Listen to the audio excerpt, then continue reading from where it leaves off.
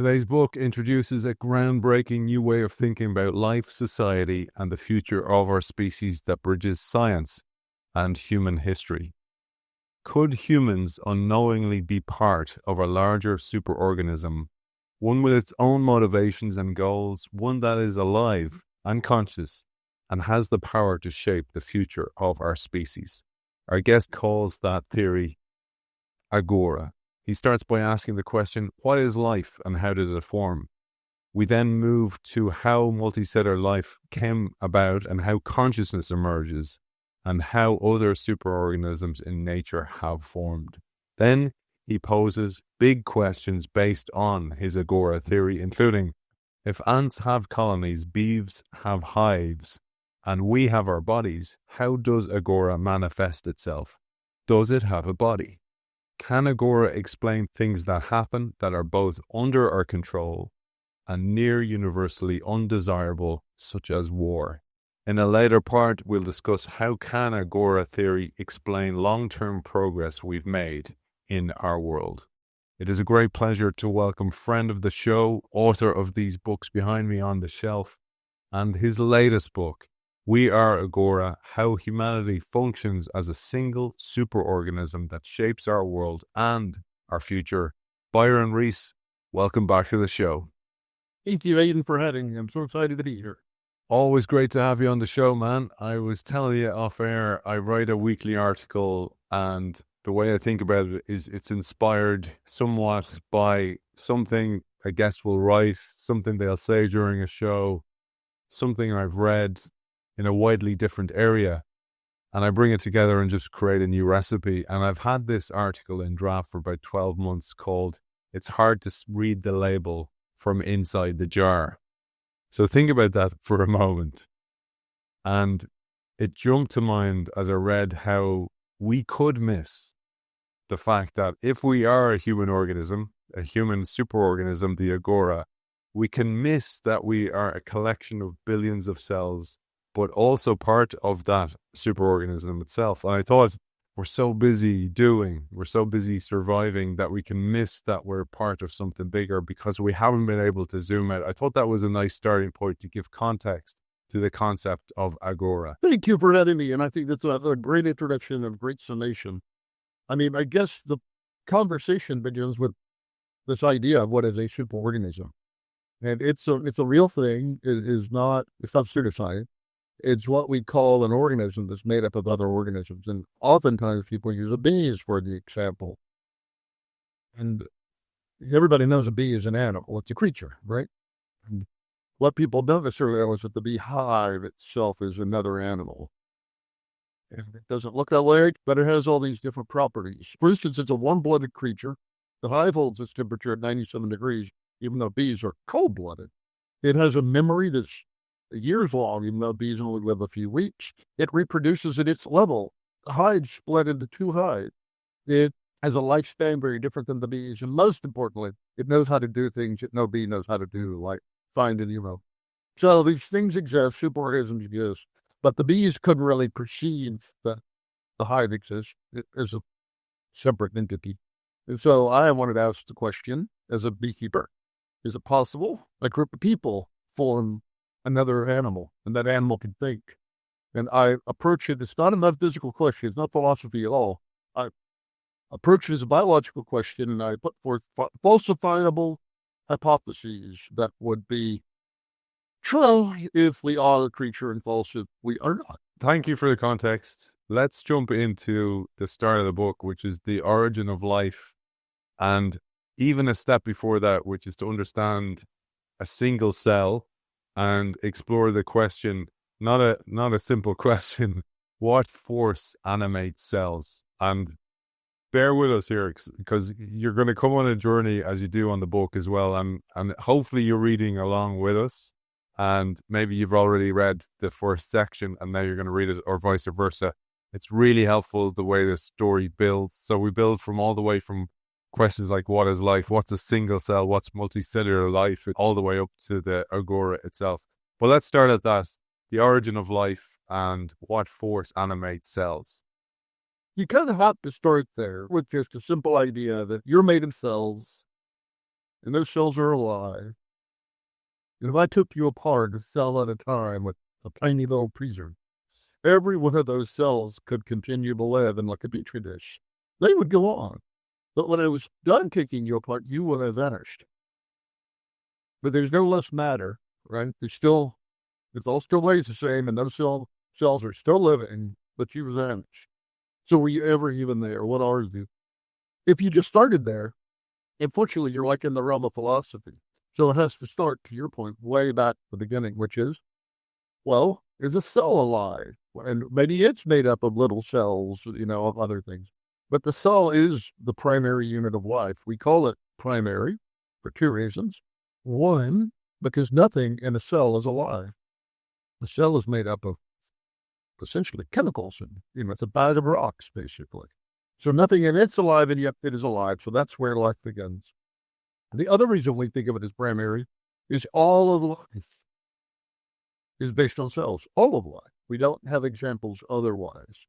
So that becomes the first problem, which is like what makes these little bags of organic, inorganic things somehow magically alive? And then the big question, the exciting question is, out of the form, it's very hot, and it was molten, and then it started to cool. And almost immediately life formed. And it only formed once. Don't you think that's interesting? It only formed once.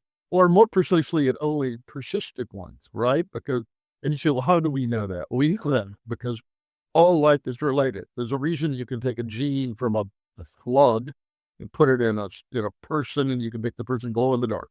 It's because there's only one kind of life on the planet. And it's very complicated, and it's encoded in DNA using a four-letter alphabet, and it's very complicated, and yet it seems to have appeared immediately on planet Earth, and it appears to have only appeared once. So all of this life stuff is really wrapped up in a bunch of mystery. But I think the reason it began, by the way, so quickly, and it was so complex, and it only began once, is it didn't actually begin here. I think it had to have come here from some other place, just drifting through space, some long extinct planet or something. It just happened to land here. That might just be fundamentally how life reproduces. I don't know. But the bottom line is something really strange happened. It happened once. It happened at the beginning of time, basically for us. And all of us are beneficiaries of it. And so you say, well, what is life? And we don't have an answer to that question. And it would seem like if you're a biologist, his name means the study of life, study of living things. It's probably very vexing that we don't actually have an agreement on what that word means. And yet it's like the most core thing to us. But it is our place to begin. And the thing to remember is your cells are alive. They are not made of living things. And it's unclear what you are, because if cells are alive, then on what basis do you say you're alive? Because you're that thing. If I took you apart a piece at a time, you would vanish. But you also add no weight, no volume to the life form in your body. So that's why we begin there. I was thinking about that. I wrote a few years ago, and I wrote in my own book about the idea of the ship of Theseus. So this story, people know this. People this side of the pond in the UK, for example, there was a show called Only Fools and Horses, and there was a thing called Trigger's broom. So Trigger was a character, and he said, I've got this broom, so a brush. And he said, I've had this thing for 20 years. I've replaced the handle 50 times and the head 10. And the question is it the same broom? So this is the ship of Theseus hypothesis. But I thought about that when as you were saying this here, but during reading the book as well, that say, for example, right, cells are constantly dying, regenerating. Every 7 years, I believe, we're constantly, you've regrown a new organ. It's totally different from what it was cellular. But you can still hold sickness or muscle memory or purpose or your personality or sense of humor. Where the heck does that come from? Because these are the questions when you read through this in the slow build that you've done towards the grand reveal. These are the questions that come to mind. Yeah, you have to tackle all of those things, because when we're talking about, is there potentially a different kind of life? This creature, Agora, it would be a giant creature We're merely cells in it, and it thinks, and it breathes, and it has wants and desires, it has a memory, it reproduces maybe, all of that. You said, how does a mere creature like us contemplate that? And do it in a responsible scientific way, where we're not just like, speculating, and we're asking your questions. So we have to look at the precious few instances of life that we actually have, and we only really have one. And I find that really killing. But what we don't even know in people is kind of what the important parts are. If I were to ask you a hard math problem, like 54 times 25, do that without writing anything down. And then after you did it, I would say, where did it feel like you were thinking? You would say, it felt like I was thinking in my head. In fact, I just had to stop myself from doing it in your head. The thing to realize is that is not a biological feeling. That's a cultural feeling that you've learned, but it's not biological. And the reason we know that is because for the vast majority of human history, we didn't think it was in your brain. The Egyptians received everything through the brain away because they thought it was just there to cool the blood. We used to think it was in the heart. That's why you learn things by heart or in the gut. I can feel it in my gut, in the liver, all these different places. It wasn't in the head. So the question then becomes, like, you're just your brain if you took your brain out. But you're really not that either, because your body has memory in it. Your immune system is a kind of body-wide memory, right? It lives in your brain. It remembers that these things. And your body actually operates largely independently of your brain, much of it. If you cut your finger, it isn't the brain that says, send platelets to thaw it. They do their thing without the brain being there at all. So that's what I was trying to do, is say, what exactly do we become? Are we just what's in the head, or are we the whole body? And then there are these really interesting things, and this borders on pseudoscience, where they take the heart out of somebody in a heart transplant, and they put it in somebody else, and then they become a vegetarian or whatever, and it turns out the other person was a vegetarian all their life. There's certainly memory distributed in your cells, and we don't know the extent of that, but it's all there, and it all comes into this question that we're building to, which is, what is you? What is you, fundamentally? And then we're going to go a step higher and ask, is it possible that a bunch of yous can come together and form another animal? I don't know if you saw it, the movie Men in Black. I think it was either the opening sequence or the closing sequence, and it zooms out from Earth, and then it zooms onto like a galaxy view and a cosmos view, and then it turns out that it's a bunch of aliens playing pinball, and we're inside the pinball game, and we're just basically bacteria. And I'm going to share that in the show notes. I'll share that link for that opening sequence, because actually that's what I'm getting at, where if you're so busy and so preoccupied with survival, essentially, on your own level, you never take the time to zoom out and see the larger ecosystem you're part of. And for me, Byron, one of the great benefits of reading this book and the depth of research that you've done for it is, if you use it as a metaphor for organizations or business, people are so myopic with their view. They don't see shifts in the larger ecosystem. And the busier you are executing strategy, the less you can see from the outside. And the reason I brought that up, I mentioned your book to, I'm doing a series just coming to the end of it. By the time we've released it, The Emergent Approach to Strategy by Peter Compo. And I quoted your book in it. But in particular, there was one line that I thought was a really important message. And it was more in a scientific field, but it's the same question of measurement and how organizations are treated scientifically, particularly when it comes to strategy. And I have a quote here that I'd love you to riff on. You wrote that science demands that we ignore our senses, which are our only way to gather primary data about the world, and instead rely on measurements made by standardized instruments. This is not criticism, you say. First-person experience is both unreliable and unreproducible. If we let that in, well, then you'd better find a place for Bigfoot on the Tree of Life, because a bunch of people saw or thought they saw it once. Yet in rejecting first-person subjective experience, it does seem like a whole lot of baby is being thrown out with the bathwater. I thought that was a really important point. Before we build on this and get into DNA. The question becomes, what is scientific? And there are a lot of questions in the world that people pose. And science has this knee-jerk reaction, and I'll just pick a random one. Ghosts. If you ask scientists, what about ghosts? Say, ridiculous. You can't reproduce it. You can't do this. You can't do that. And really, what science should be doing on a lot of issues is being like, beats me. I got no idea.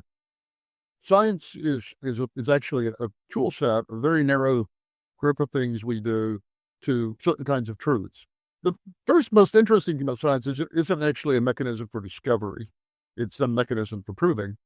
And that's really kind of cool to me because there isn't a kind of laboratory method for the discovery itself. That's still the stroke of human intuition, human genius, human guess. I'm the one to put forth a hypothesis. That's when science kicks in and says, okay, let's figure out how we're going to establish that as being true. And there are all the criteria. It has to be something that's measurable, independently verifiable, and so forth. And the reason we insist on those is because that's a way for somebody else to pick that and be able to reproduce it. And then they can build on that. And it becomes this accumulated truth that we add to little bits at a time. And over time, that becomes progress. And it has worked enormously well. And everything you look around in the modern world comes about because we have this method for improving things and then testing other assumptions around them. But only about, 10% of all the knowable stuff can be proven that way. The majority of what people know can't be scientifically proven. I have in the book, the old reporters, there's an old reporter's adage. If your mother tells you she loves you, check it out. Well, that's funny because you can't check it out, but you can know it. So you can know something that you cannot scientifically prove. And unfortunately, in writing this book, I have to deal with measurable things that people can prove, which makes it a lot longer of a course. Consciousness, which we'll come to in a moment, is, of course, the big one. Consciousness is how you experience the world, but nobody else can have that same experience of it as you can. But I'm sure we will come to that in a moment. Where we're at is figuring out what this tool set is. And I even use a Hemingway quote about how he talks about fishing. You capture this fish and you put it in a lab, the beaker full of formaldehyde. And he said, you have preserved many true things about that fish. You have preserved its length, its weight, and all these other attributes of it. But you've also frozen untruths about it. It doesn't smell like that. It doesn't feel like that. It's not that temperature. And you've lost truths, like how it fought and what it tastes like, and all of that are gone. And so you just have to be very mindful of what the limits of science are when you're, doing these. I used that Steinbeck quote that you mentioned. I used that in that episode with Peter Campo as well. So I loved it because that problem of capturing that's the way you do things doesn't, and it can be wrong. It can be right for that moment in time. And the reason I shared it was an organization with a consultant. The consultant comes in or comes up with a strategy that's right for that moment in time for that coordination of that team. But doesn't mean that that's the way to do it from now on. And that's an unfortunate way that organizations get stuck. So I don't want to go down that rabbit hole, but just to say how the cross-pollination happens with this of reading two books at the same time. But I thought about that, about what you're saying about that your mother loves you, you know it. It can be hard to articulate sometimes. So if somebody said, for example, why do you love your partner, and you can't put it into words, doesn't mean that you don't, or an example I'm having right now, Byron, is running an event. I'll just tell our audience in Dublin, 29 and 30 of April next year, called the Reinvention Summit. Trying to encapsulate the authenticity of that event and how we're going to run it is so hard that I have to hire a copywriter to be able to put it into language that others will understand, because you know it implicitly. It's so difficult, and I'm sure as a writer you go through this yourself all the time. But that is such a difficult thing, and let's go back onto this, because I'm trying to get as much into this episode as possible. We're on DNA, so before we jump back and a bit deeper into the original life, you take a chapter in the book to unravel some of DNA's mysteries, which are important in the narrative building towards the Agora for two reasons in particular. You say the first is the essential characteristic of DNA that it stores information. So, for example, the heart transplant, etc., maybe that's the DNA doing its job, maybe not. The second is if an Agora exists, then it must have some type of DNA at a global level, some mechanism that allows information to both accumulate and then perpetuate in the future. I'd love you to share that. So both of those are the salient points, without a doubt. In the first instance, our DNA isn't alive. It's just a book of information. It's 3 billion characters long and written in a 4-letter alphabet. That's all it is, just information. And there's one way to look at the history of life on Earth is just our ability to store information. You could say for 3.5 billion years, we only had one place to store it. That was DNA. But 500 million years ago, Cambrian happened and we got brains. Second place to store information. So now you could store it in DNA where you wrote it very slowly, or in brains where you can write it very quickly, especially through a process called learning. And then we made a third place you could store information. You could externalize it with writing. And that was a whole different one. So there's actually a way to tell our story that way. And I actually think it's really profound because eventually you're externalizing information, but then you're building it up in libraries, and there's no good way to get at it because you just have a card catalog. And it's this like tiny little filter for this giant thing. So the library becomes like the warehouse in the first Raiders of the Lost Ark movie. They put the Ark there. That's where books go to die and vanish. And then we digitized it. But even digitizing it didn't help. It only helped to search it better, but didn't bring it together. Why? When you do a search on Google and you say, what's the blank, blank, blank, blank, blank? It says, I got 30 billion answers to that question. Here's the first one. It's still all siloed. And these LLMs we have now, like ChatGPT and the like, are our first planet-wide attempt to consolidate information into a single knowledge base. That's what's profound about it. It's not a way to search across a lot of data. It's actually a way to reduce the amount of data there is by consolidating it. And I think that's a planetary memory that we've never had as a species and all that. So that is the first big point of it. But the other thing that you said, which is life, what does life need information for? I mean, that's the primary thing that your DNA is. It's a formula for making you. It's the recipe for creating you and running your body. That's what it is. It's just data. It's a recipe. And so you not only have to have that recipe and it's great long depth, but you have to have ways to read to it and to write to it. And if you write to it too quickly and too much, if it can mutate too easily, it breaks. And if it can't mutate at all, it never learns. And so it's got to be like this Goldilocks zone. There's a lot of these Goldilocks zones that come up here, and I think there's a good reason for that. And so that really becomes what DNA is now. What happens is you realize that the act of living, this is just one of those things. It's like a chapter. The act of living is a way of writing information. If you've seen what's known as a desire path, you go to a university and there are two buildings that aren't connected by a sidewalk, but the kids have taken a shortcut across the quad and made a path there, right? So that path is stored information. It's information about how people have crossed that field before, the exact route they've taken. The data points are all lost. You don't know when Jill crossed it and when John crossed it and all that, but you do know that that's it. And here's the interesting thing. When you walk across it, that is a form of cognition. It's a kind of thinking that you're accessing a memory. And that's hard to kind of internalize, except when you come back to things like the bees. So when the bees swarm every spring, there's some bees that go off and try to look for a better home than human. And it's very complicated. It has to have an entry hole that's so big, but not so big. It has to be shielded from the rain. It has to be not near other ones. It has to have ants that are not near it. It has to have a certain amount of volume compared to the opening. All the complicated stuff. But no bee knows any of that.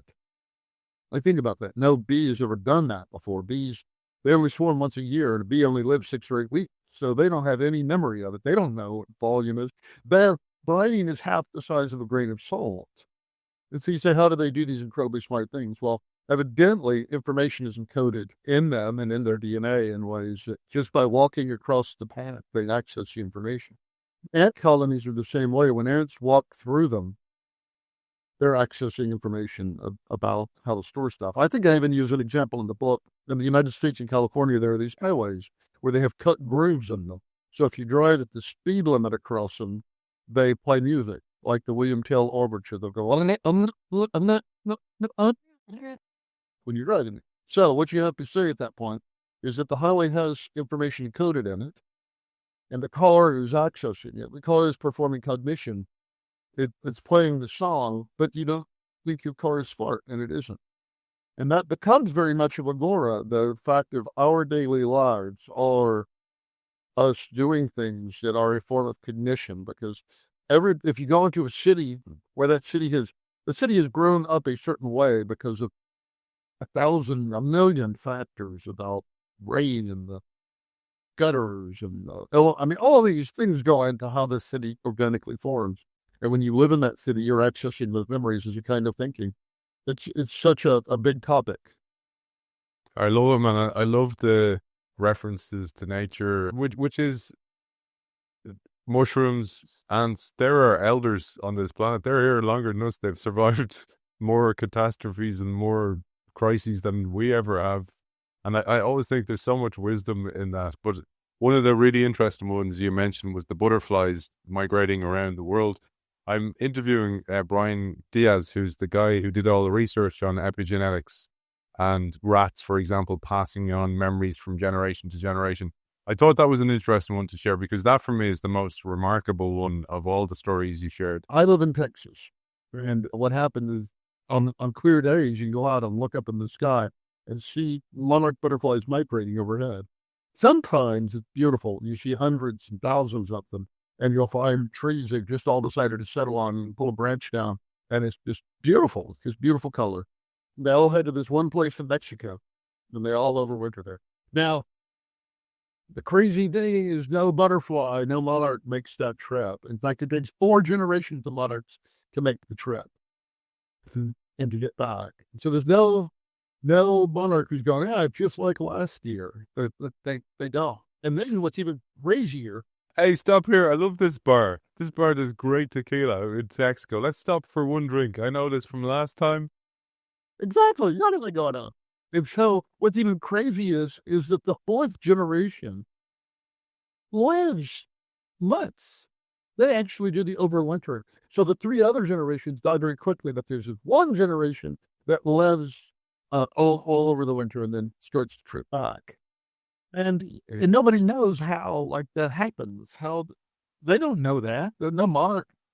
They only have some little part of, and then so we think there's all these cues that they're getting by the elevation of the sun and all these other strange things that we don't know that the DNA is picking up on, and that is telling them they're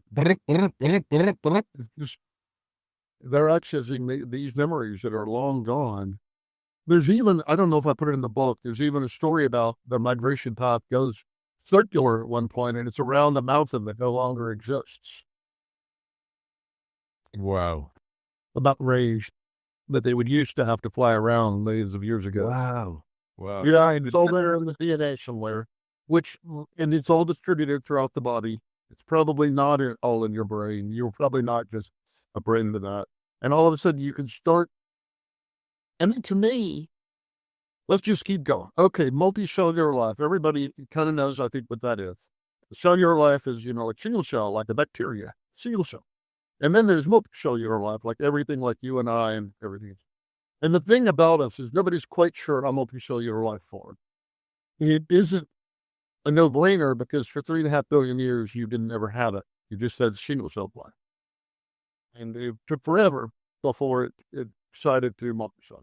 And so now all these people have these mental models on what happened. Like these 2 cells, they get to be buds and they hang out. One's really good at doing this and one's really good at doing that. And they kind of specialize a little bit, and then they are slightly more successful than their brother who don't buddy up. And over time, the 2 different ones become very different. And then somehow they join with others, and those become more differentiated until eventually you get a multicellular thing. You have about 300 different kinds of cells in you. That's the number of different kinds of parts you have. Somebody bought a part to build that Radio Shack. They would have 300 different people. They'd have a lot of them, but it really had 300 different parts, 300 different Legos in the box. And we don't know why that multicellular life form deserves to be called alive. I know why the cells do. They metabolize, they reproduce, two cells divide, I get all that. But it's unclear what makes a multicellular creature a new life form. Are you saying, like your ships of Theseus, that the cells are no longer alive? Well, no, they are. They're clearly still alive. So are you saying there's a second life form that happens to overlay the first one in its exact same matter, but it's organized differently? Probably that's what you're saying. So whereas your cells, Aidan's cells are just put them under a microscope, you can see it, you can poke it with a pen, you can see what everything does. Aidan is something quite different. Aidan is a pattern of relationships between things that change over time.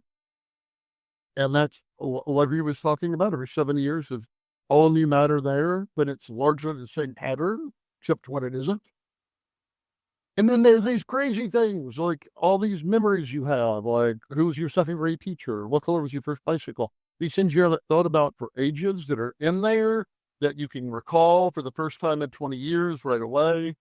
But all of a sudden we get this image that the multicellular creature, the Aidan in this example, is something very different than a cell, which has a metabolism, and you can see how it takes in food and all of it. Aidan is something else. It is a kind of order that's superimposed on that. And the question I was trying to ask is there any reason that would be the last step? There are a bunch of Aidans in turn a creature, and there are a bunch of those in turn another creature. There's no philosophical reason it would break. There are other reasons it might. The universe is only so old, and the universe is only so big, and the universe only has so many atoms in it.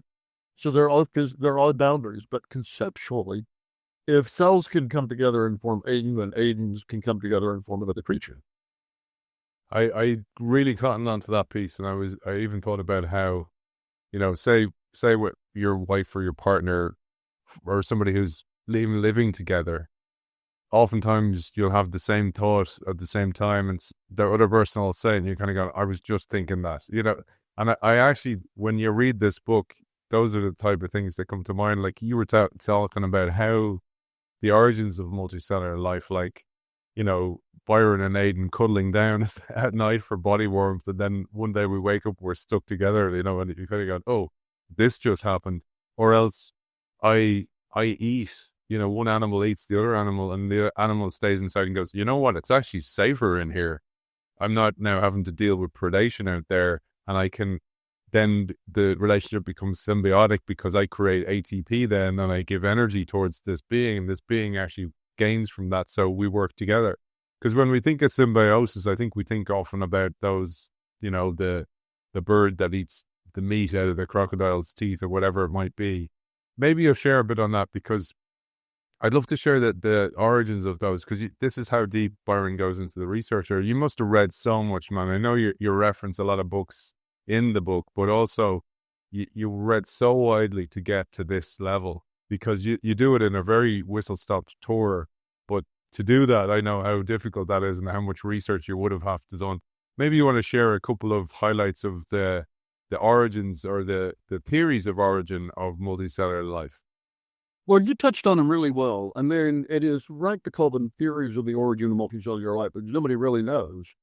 Because again, you have to come up with the question, why didn't it happen so much earlier? And then there's the big one that you mentioned, which is, at what point does the creature start reproducing as a multicellular creature and not the individual pieces? So one example you gave, which is the large thing eats the small one, and for the first time it doesn't die.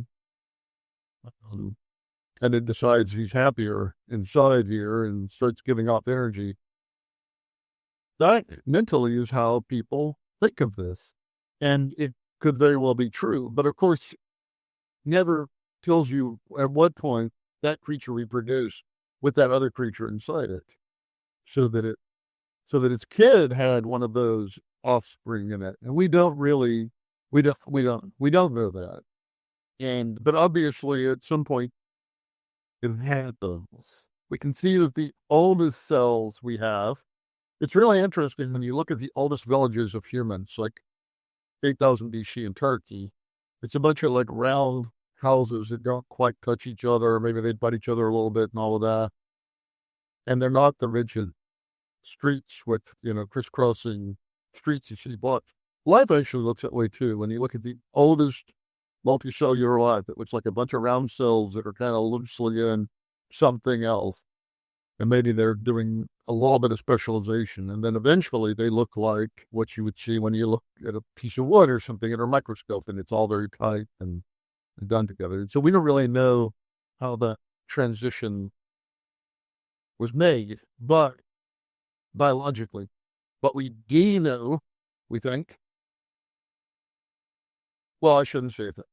What we believe happens, of course, is that multicellular life form therefore takes on new capabilities, which we call emergent, and those give it the ability, better survival ability.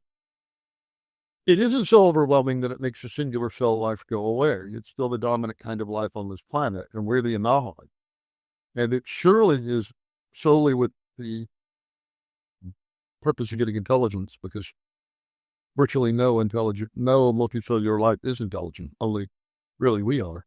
But it does seem to be like the way it's all going right now. The thoughts that go through my head, and it's probably from reading and having, like, I actually think of these conversations as not transactional. Like the conversation's better for you. It just so happens. I always think of the show as learning with witnesses. When it's emergent, the conversation's emergent because I've read other stuff and I've read your previous stuff. This is why I like to actually read the book deeply, is because then you can have emergent thoughts that come out of this. Like even there, the idea that this organism as well as another organism, multicellular, creates energy. You go to sci-fi movies like The Matrix, and the whole idea that all these humans are actually creating energy for some other higher being, etc. You kind of go, well, that's possible because, again, you can't see the label on the jar when you're inside the jar because you're living there, and you could be doing this. We just don't know.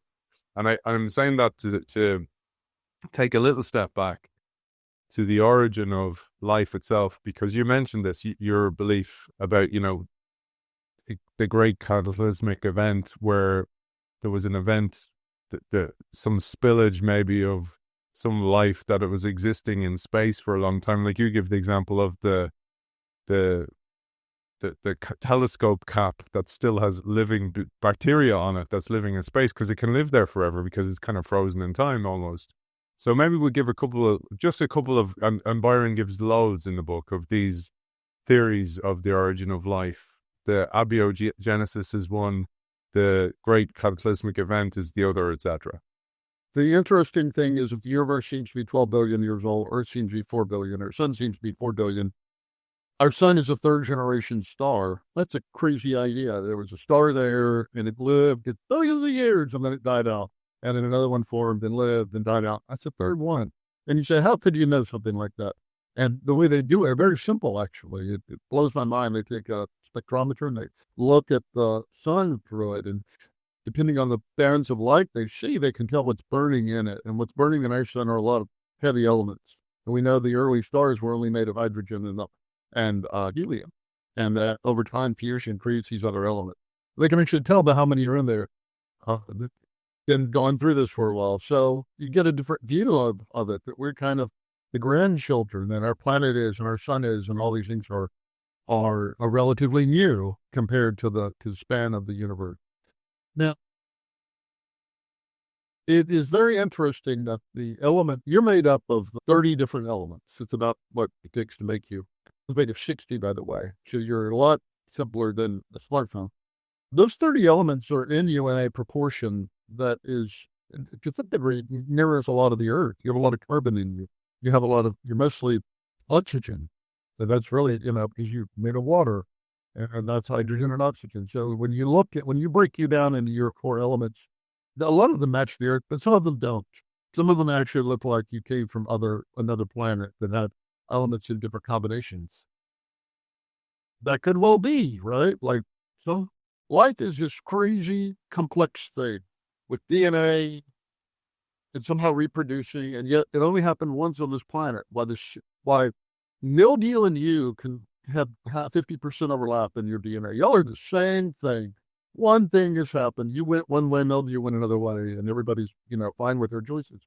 But you say, how did that happen so quickly and only once? And maybe it didn't. Maybe it happened a long time ago on another planet. The planet got hit by a rock and scattered into the winds and went everywhere for millions of years, billions of years. It floated around until it landed in a nice warm puddle somewhere, and then it grew up again. Now, I think this is huge because I wrote an entire book on why only one intelligent species evolved on this planet. Like, why weren't there 1,000? Or more likely, why weren't there none? If intelligence like ours is so rare, why would there be any? And it could be rare because it's a very volatile substance. It blows things up. Very, very, that's a theory that what happens is when you're intelligent, you master your environment too well, and you consume all the resources until there's resource scarcity, and then you battle the few remaining to get what little is left, and then you blow everything up. Like, that's the narrative on what intelligence is. But planets that don't evolve it end up getting hit by rocks, or celestial events happen to them that they can't defend themselves against. So it might be that life that occasionally produces an intelligent species like us, occasionally lives a long time, and occasionally the rocks hit the planet, blow it up, it drifts around the cosmos and lands someplace else and evolves again, and maybe it evolves one intelligent species. I have a falsifiable prediction. That is that we're going to find alien life. We're going to find evidence of alien life, and it's going to be our DNA. It's going to be GTCA DNA, just like what we have now. You can take cells of that and put it in humans, and it will work. Because I think it's just happened probably one time, at least in this neighborhood of the universe, and it's spreading around slowly over the course of billions of years. Which is why I said about the whole idea of the telescope cap, because junk flies out into space all the time. So naturally, there was an episode showing my childishness of the Family Guy one day, and it was about the origin of Reese's Pieces. One guy was driving, eating peanut butter, and the other guy was eating a chocolate bar, and they crashed into each other. And Officer Reese's comes along, and he tastes the chocolate bar, and then he shoots both of them. So the backstory on that, though, is that for my whole childhood, all Reese's Peanut Butter Cup commercials were that. They were one person with a chocolate bar walking around the corner and somebody else eating peanut butter with a spoon, and they bump into each other, and two great tastes that taste great together. And your chocolate's in my peanut butter. No, your peanut butter's in my chocolate. Tastes great.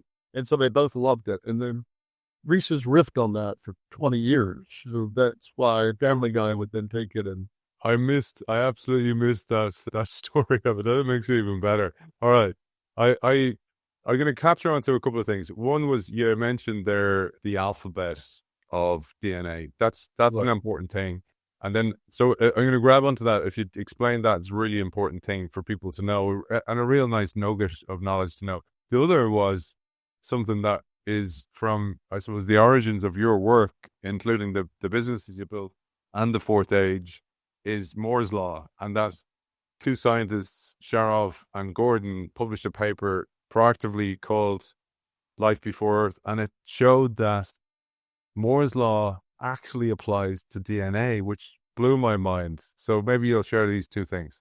I mentioned earlier that DNA is not alive, it's just information. And really the best way to think of it is actually like a flash drive. That's all it is it's information. And it's encoded chemically, and it's encoded redundantly.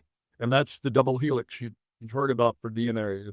It's actually two copies. It's a mirrored copy.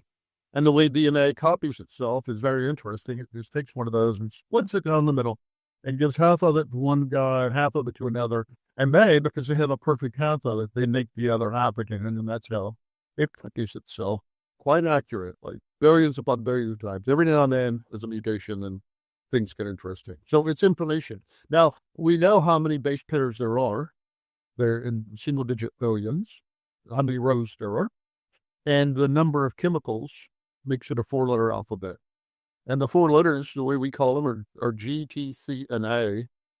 The way to think about that is the movie Gattaca is about genetically modifying humans. And the word Gattaca is not in the movie anywhere.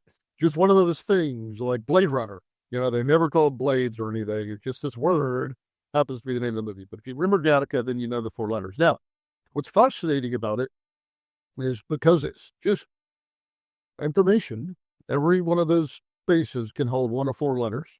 So unlike English, which is 1 of 26 letters, or binary, which is 1 of 2, it's 1 of 4. And we can actually work out how much it can store. And human DNA can store about 600 meg. Very small, not even a movie.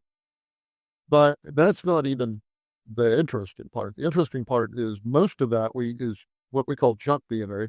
People resist that term. It's DNA that appears to have no function. It was yang millions of years ago, got written onto that DNA and keeps getting copied forever. And maybe 90% of your DNA is that. So maybe you're to 60 meg, which is like a raw image file. That's about what you are. But you're not even that, because humans, Aidan and I, have a bunch of overlapping. Our eyes are here, our ears are here, our mouth is here.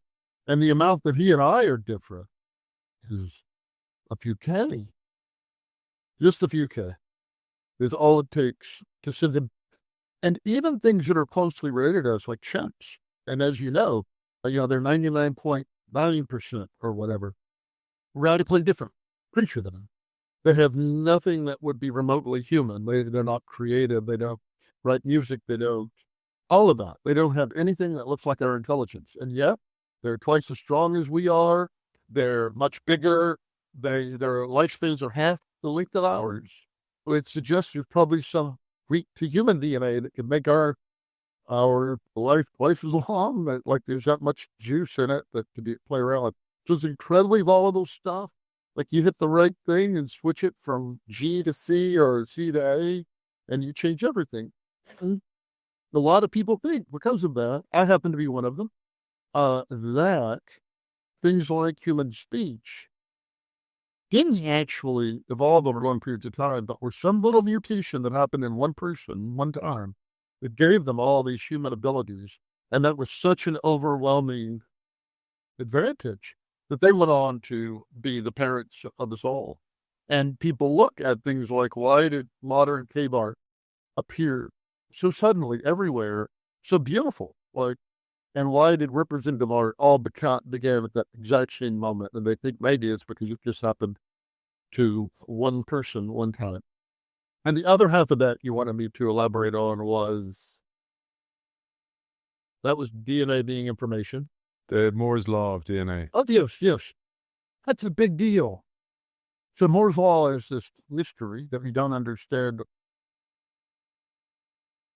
So it's starting with Gordon Moore saying that computers double in power every 2 years. And that nobody thought would last as long as it did. And then Ray Kurzweil comes along and says, man, we're adding time hundreds of years too. It's been going on with computation, even the technology. But it's a very mysterious thing. Nobody understands it. If you figure it out, tell me the secret or we'll split the Nobel money and they'll have the time of our life.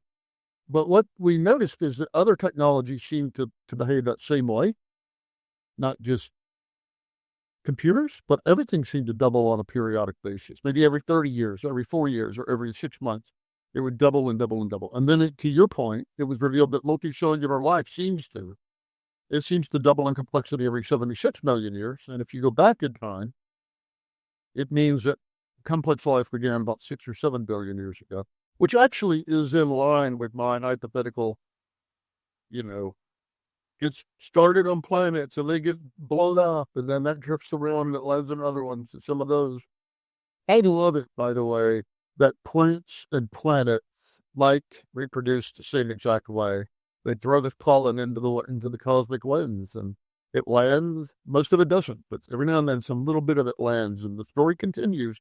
And we are that story. I love it, man. I love it. The one thing I wanted to just share as well was the bottleneck events, because again, people forget that at one stage we were very, very close to extinction. We were almost extinct species, and this is the importance of understanding a bottleneck event. So that's exactly right. We infer though from genetic diversity. If all humans are almost identically related, then at some point you got down to very few humans. We think that this happened with humans 80,000 years ago, maybe got down to 800 mating pairs. Cheetahs, by the way, we think got down to 30 mating pairs in the last ice age, and every cheetah is essentially a clone of every other cheetah, and you could bone graft skin, you could skin graft from any cheetah to any other one, because their bodies all think they're the same cheetah. Now, we didn't get that off, but we got down to 800 mating pairs. And if you think about it, odds were not great for us at that time, because we didn't have, at this point, we didn't have technology, we didn't have wall, we didn't have cities, we didn't have writing, we didn't have language, arguably, maybe. We didn't have knowledge of the world. We were not masters of it in any sense of the world. I only talked about this in the last chapter of the book, because what it tells us is, when you look at the archaeological remains of how we managed to survive through that, these are our darkest times when we hung by a thread. How did we do it? Were we like wrath, authoritarian? Were we like utilitarians and only the strongest survived? Just the opposite. What it looks like is we took care of everybody. The weak and the strong back there. We find examples of old people who couldn't care for themselves, who were clearly cared for. We find people who had injuries, who were clearly nursed to their injuries. So even when times were tough, even at our lowest as a species, we were still a social species that cared for each other. And I think that's actually still our core, as I argue later in the book. I don't know if you ever heard of it. There's this event, bottleneck event in a Pacific island called Pinglap, which was 18th century. A typhoon hit it. There was 20 survivors, and amongst them was a man who had a rare genetic variation that caused color blindness. And today on the island, 10% of the entire population is now colorblind because of that bottleneck event. See, I don't know that one. It's amazing. But I love the way, speaking to you and having done the series we've done before, you refer to this stuff. I know, stuff that you've mentioned in the other books. That's the way I like doing these deep dives into these books. I thought one thing was really important, which was in the book, you give the origin of life, DNA, and then you build to go, well, why would you ever die? And I thought that, again, thinking it in metaphors the way I do, it's an important metaphor for actually organizational death, or even death of generations. One very practical thing is when you have more people living, you mentioned about intelligence and getting to this scarcer and scarcer resources. Well, also because you become more intelligent and keep people alive. And if there's more people on the planet, there's less resources, pension pots, sandwich generations where the young have to look after their own children and their parents and sometimes their grandparents now, maybe even still. And then they have to be cared for, to your point about caring. And then equally thinking. And I was thinking about this, how the Max Planck quote in his autobiography in 1950, he wrote, "An important scientific innovation rarely makes its way by gradually winning over and converting its opponents. It rarely happens that Saul becomes Paul. What does happen is that its opponents gradually die out, and that the growing generation is familiarized with the ideas from the beginning. Another instance of the fact that the future lies with the youth." I thought that was actually encapsulates why death is actually important, or regeneration is important. I love that. I mean, all life is young. Isn't that interesting? We're an unending series of living things that date back to a creature called Loka, the last universal common ancestor to us all. And so there's an unbroken line of, we think we know how many generations back, but regardless, this unbroken line. But at the same time, every living thing is very young. And I think the one quote in that, and what I've said is, it looked very inefficient, that, I've worked my whole life and I've learned all this stuff, and then you're going to kill me now, when I'm actually useful. I think that one line I write in there about, you could just imagine the U.S. if the generation that fought the Civil War was still alive and in charge, that that old ideas would become ever more entrenched. And unfortunately, it is young, new ideas that have to. So, in other words, death is a feature, not a bug, unfortunately. And nice way to finish, I thought, was just to finish on emergence. And the way I'm going to segue to that was just as you said there. Fascinating thing I found out. I don't know if you saw this when in your studies of ants, but ants change roles throughout life, and an older ant actually becomes a forager. And the thinking is perhaps because actually it's more expendable because it's already reproduced, but also it has a body of knowledge to understand where opportunities might lie, where threats might come from, etc. And I thought about how we don't treat our elderly that way. In fact, in organizations, we usually have an ageism in organizations and don't treat that organizational knowledge the way we should, because oftentimes they're not the people in innovation and they have a lot to offer in innovation as well. But I thought that was a nice way to land the ship today on the idea of emergence, because ants are just a beautiful example of emergence. Emergence is a biological thing whereby the whole of something takes on characteristics that the parts don't have. I know there's a lot of definitional words, but basically is why a clock can keep time, even though none of the gears can keep time. Keeping time is an emergent property. You have all these emergent properties, like you have a sense of humor, and none of your cells have a sense of humor. And the thing about emergence is they're mysterious. How do these new features, sometimes very complex things, come about? And that's section 2 of the book. And it's also a sign that something is happening. You see, when we went from single-celled life to multicellular life, there were emerging abilities that gave that creature a better survival. And if there is Agora, there is this creature, it will have abilities that no human has. And I think it does. And I think it can deflect an asteroid, but no human can. I think it can do all kinds of things you can't do. And that is one of the proof points, is that collectively can humans do things, but no individual can. But we'll come to those next time we talk. We'll talk about all the falsifiable things. If there is a superorganism, it would demand conformity, and we would be cut off from it if we didn't conform to it. We wouldn't be able to survive apart from it. All these things that would indicate we are part of a larger animal. And then I will ask the question, what does that animal want? What does that mean to us?